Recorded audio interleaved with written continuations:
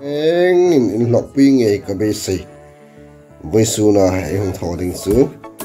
hrilna gas subsidy en na em sụp lòng tiếng này phép nga lại thế ama sát bạc đến Google's alu data my lp dot in kita enter hi gas cylinder pathum yang mo Bharat gas HP gas Indian gas auma Indian gas ne lo Indian gas ana hi ai lo ri thaila ding company mingan na hrilna gas ti ai ko la kai ke mi pakhat ming choya fe ania hrilna gas a big in Indian gas company ani ti kha ayang rin dingin ayang numa boisun hin adang dang gas pathum lai hin pakhat heng sulang big dingana Indian gas ye intinam subsidy hanen lagati kha ayang sulang dingana hak fe ha laite Indian tak hi click kata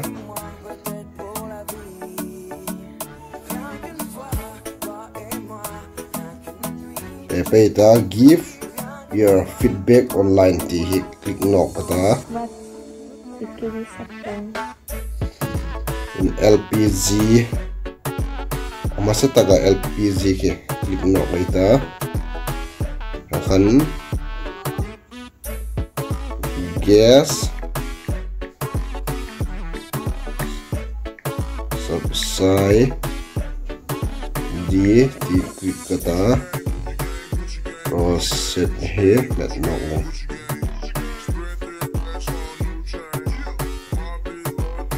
ada feno itu subsidy related pahal ignore ta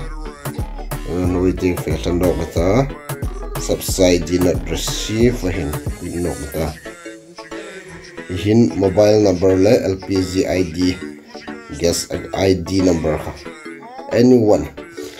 pakhat itai balle hin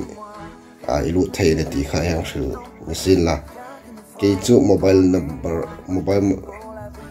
number mangin lut kati submit mobile number khom hi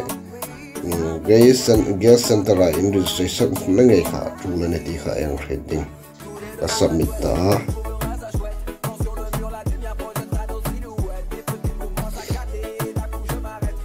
net til ani lei hin lo store de la khon lo hang la fan fanite akan hi hin hom je anta oi mo takso i order number ka ana order de boka chun e ka jok mo theina chu subsidy amount boka chun i delivery hun kha boka i hai po hi lo hang ta subsidy alo hung no ane chun hi wahin gas subsidy te hin complain ta submit me ta ing le hung nom ti hai kha zona hai kha dan bong ta akan i account phone number account pek na khan zona kha i hoding ane ti kha ai lo se dinga sulangana i mi tu al khoma lo tang kai pui sang dingin ai hung feeling ai hung thit te ani a dal no kun no wa tu English strong money ba to on thai ko pu ai to wa hung le na ai video ho sim pe ding